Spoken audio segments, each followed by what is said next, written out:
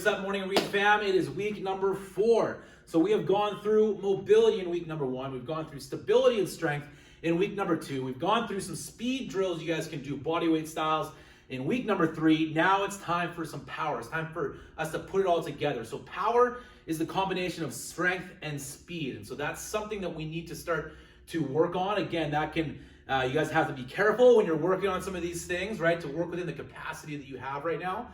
But if you want to hit the ball further, you have to start training your body to be able to swing as fast as you can and be able to control that speed. So a lot of times if we've ever been on the tee box and we try and swing as fast as we can, or we got, we're into the fan as well, we start to lose our balance a little bit. Maybe we don't control, we have some inconsistencies, it's off target when we try to add speed. So our body has to be able to control the speed we're trying to create. Okay, so that's what we're gonna start to do. So as you go through these exercises, really focus on start slow and then start to work up as you feel comfortable, as you kind of get a feel for how your body works.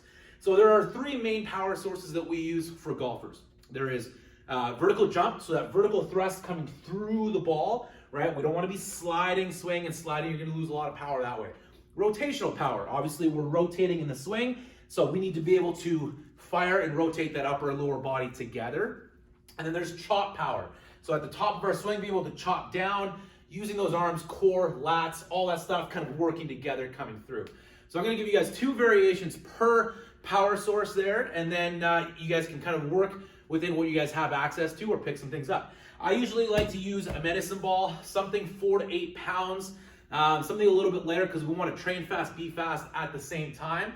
So our chop power, what we're going to do, 2 different options, you guys, depending on what you have access to, is something you can use as a basketball, volleyball, something like that at home as well.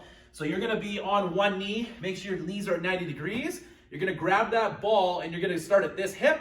You're going to go overhead here, diagonal degrees, rotationally here, down, up.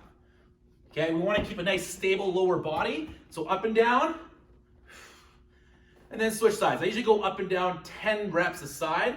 Up and down is 1, then I'll switch. Then you can start to kind of play around with going faster. Now, as soon as you add speed, if you start to feel like you're losing balance and stability, slow it back down, re-engage, and then kind of work from there. So that's our first one. Our next one is going to be just medicine ball slams. So you can use all sorts of different balls for this. If you got a bouncy one, make sure you doesn't come up and smack you in the face. I've done that before. So again, we want to create really good extension at the top, and then we want to throw that butt back, load, using our lats, our core, and everything to come down. 2, 3, 4, just like that. So chop power, or half kneeling chops, and medicine ball slams will be great for that. Our rotational power, what we're going to do for our rotational power is we're going to work towards getting you guys doing some shot puts and some scoop passes. So this is where, if you have access to a wall, that'd be great. You can even just practice with using pillows at home for the time being, just to get a feel for it.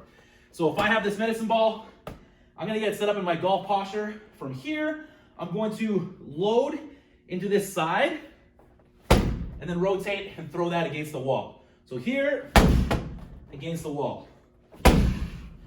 Rotate in, fire. Again, focusing on control, focusing on balance there. Now, if you want to really ramp things up a little bit, you can do shot puts. So this is where, again, I'm going to do both sides as well, dominant and non-dominant sides. So from here, I'm going to go and then fire. Again, make sure you have lots of room. Fire through. Elbows up high. Fire through. One more. Again, I'm going to finish just like I would with my golf swing, all right? Really pivoting through, posting up on that lead leg. Again, make sure you're doing both sides. That's going to be super important.